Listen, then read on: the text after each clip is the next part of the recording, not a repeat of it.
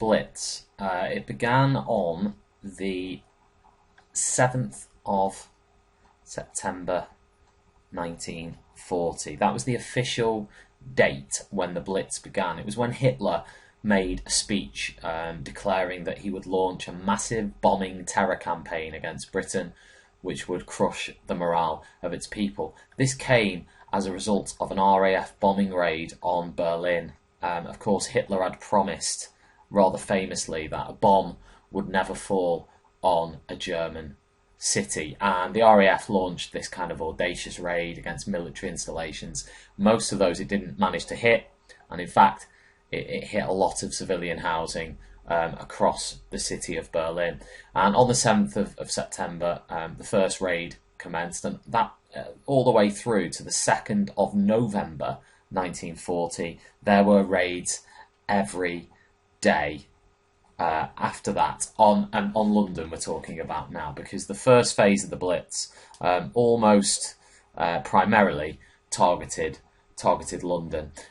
However, as the Blitz went on and it became more and more large scale, Hitler realised that it was going to be a long-term thing. Britain was not going to surrender even in the dark days of 1940. The Blitz escalated, and actually on the 14th of November 1940, the Germans launched the very, very famous Coventry bombing raid. And during that raid, 50,000 homes were destroyed. But that's not really a surprise when you think of the volume of bombs that are actually being dropped. For example, in this period here, between the 7th of September and the 2nd of November, 13,500 tons of bombs were dropped on London alone. So that's a huge, huge amount of bombs, causing unprecedented damage to British cities and furthermore, British life.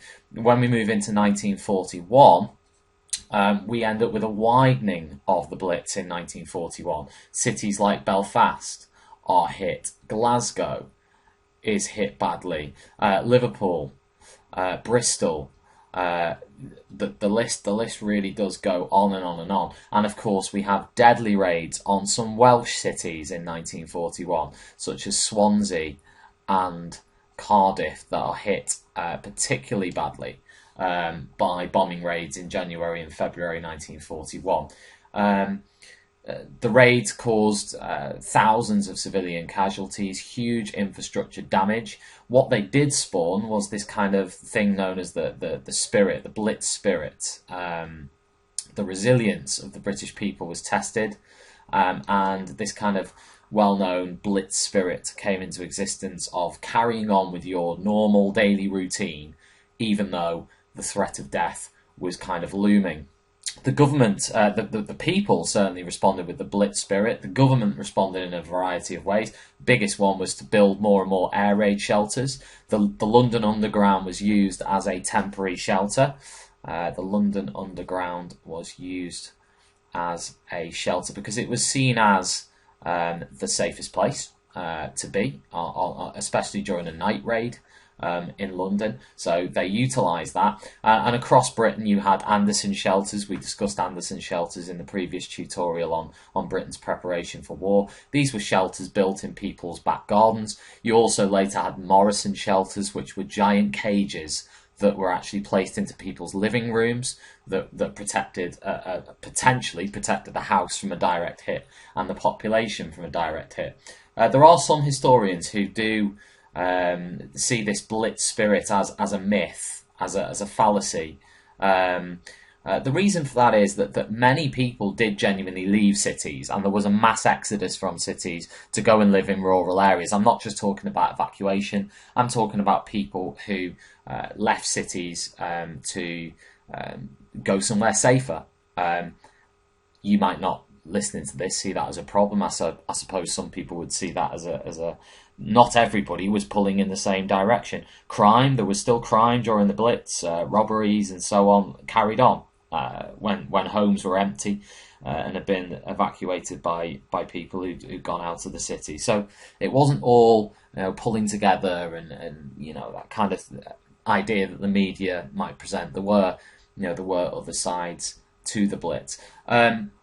In the summer of 1941, Germany invaded Russia, and it's at this point really that the Blitz, or the first phase of the Blitz, finished in the summer of 1941 when Germany invaded Russia. Soviet Russia invaded Russia, and therefore they had to pull out the Luftwaffe, the German Air Force, from these bombing raids and focus the main bulk of their resources onto Russia. And at the same point, Operation Sea Lion, the proposed invasion of Britain, was called off indefinitely.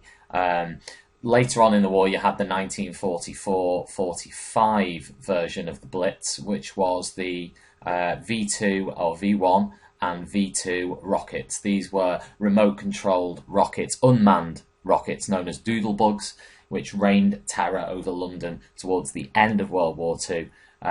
They were much feared because you couldn't. There was just a buzzing sound. Quite often you couldn't see it, and you just waited for it to land and see if you were the one that was going to get hit by it. Very difficult for planes to shoot down as well. The launch sites were in Holland and France. Eventually, those launch sites were overrun, of course, towards the very end of the war, and that campaign of terror also stopped without resulting in British or Allied surrender. And that's the Blitz.